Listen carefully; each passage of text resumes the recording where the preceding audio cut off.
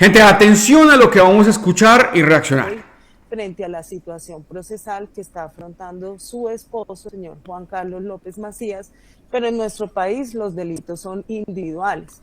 A una persona no se le puede atribuir la comisión de uno por el simple hecho de que su esposo sí ha realizado o cometido presuntamente alguno de los delitos que se ha imputado por parte de la Fiscalía. Quien habla es la fiscal Janet Marcela Palomar.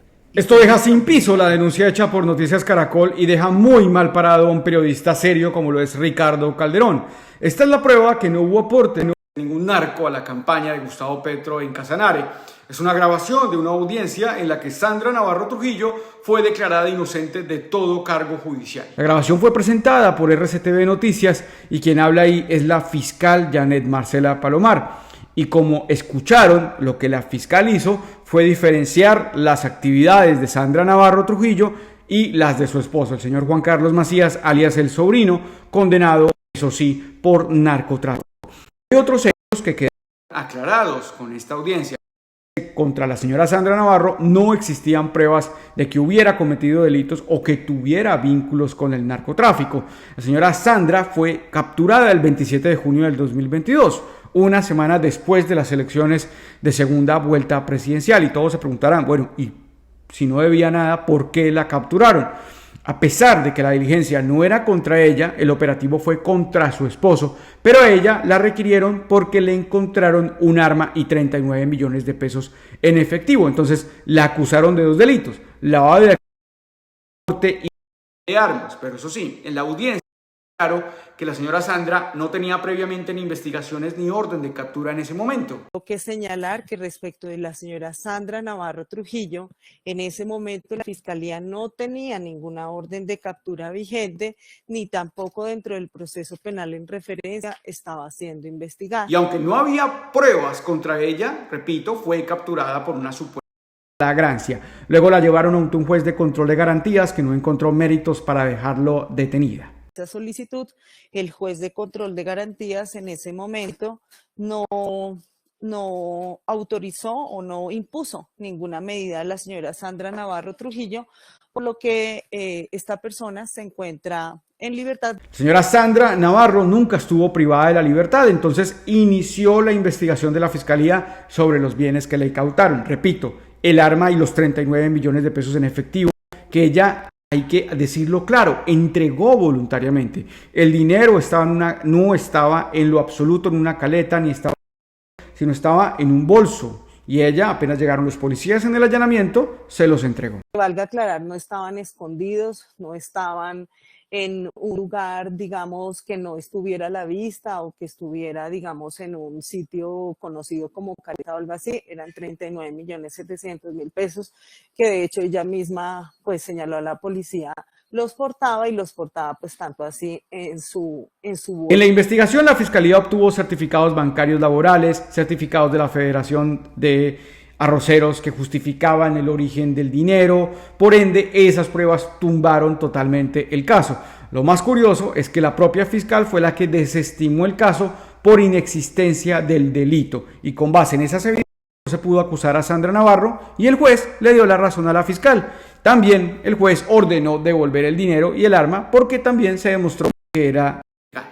No se puede inferir de los elementos que hasta ahora cuenta la Fiscalía que tenga que ver con lavado de activos, más bien sí se ha podido establecer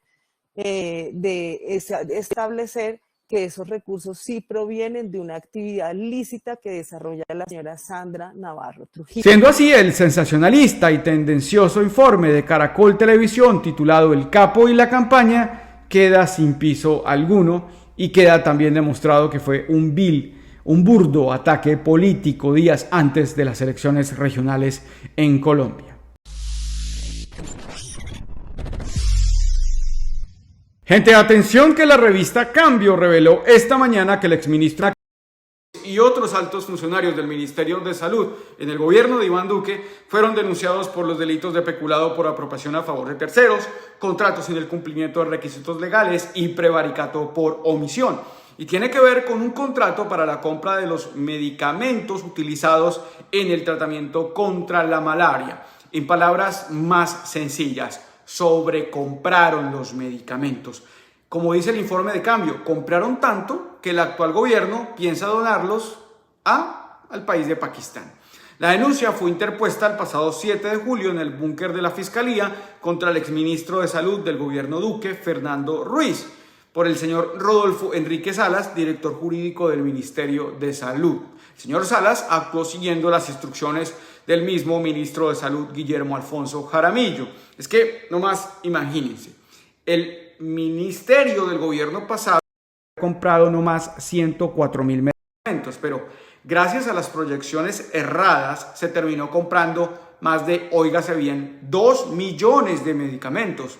Los hechos se remontan al 5 de marzo del 2021, cuando el ministerio expidió un documento en el que establecieron las cantidades de medicamentos que se debían adquirir para atender enfermedades transmitidas por vectores y enfermedades emergentes y reemergentes, entre ellas cuáles, la malaria. La idea era abastecerse de los medicamentos suficientes para que el país contara con reservas para el 2021, 2022, 2023. El problema, calificado como negligencia gravísima por parte del actual equipo del ministerio, es que las proyecciones hechas para la compra de estos medicamentos estuvieran salidas de toda proporción. El contrato se celebró de manera directa con el Ministerio de Salud y la Organización Panamericana de la Salud por un valor de, óigase bien, 8.999 millones de pesos. Y el total de los medicamentos adquiridos contra la malaria fueron más de 2.150.000 medicamentos. Según la denuncia, el detrimento patrimonial causado por la compra injustificada de estos medicamentos tuvo dos causas. Una, el fallo en el cálculo de la población contagiada con malaria en Colombia, y dos, el número de dosis por cada paciente. La compra fue tan exagerada a la fecha de hoy que hay más de 2 millones de medicamentos contra la malaria en los almacenes del Ministerio de Salud. El encarte es tal, repito, que el gobierno ya empezó los trámites para donar más de 1.900.000 de estos medicamentos a Pakistán. ¿Y por qué se tienen que donar, Beto? ¿Por qué no los dejan en el país? Señores, los medicamentos claramente tienen una fecha de vencimiento. O dejamos que se pierdan o los donamos a una nación que los necesita. La responsabilidad es del anterior ministro, el cual deberá responder, repito, por los delitos de peculado por apropiación a favor de terceros, contratos sin el cumplimiento de requisitos legales y prevaricato por omisión.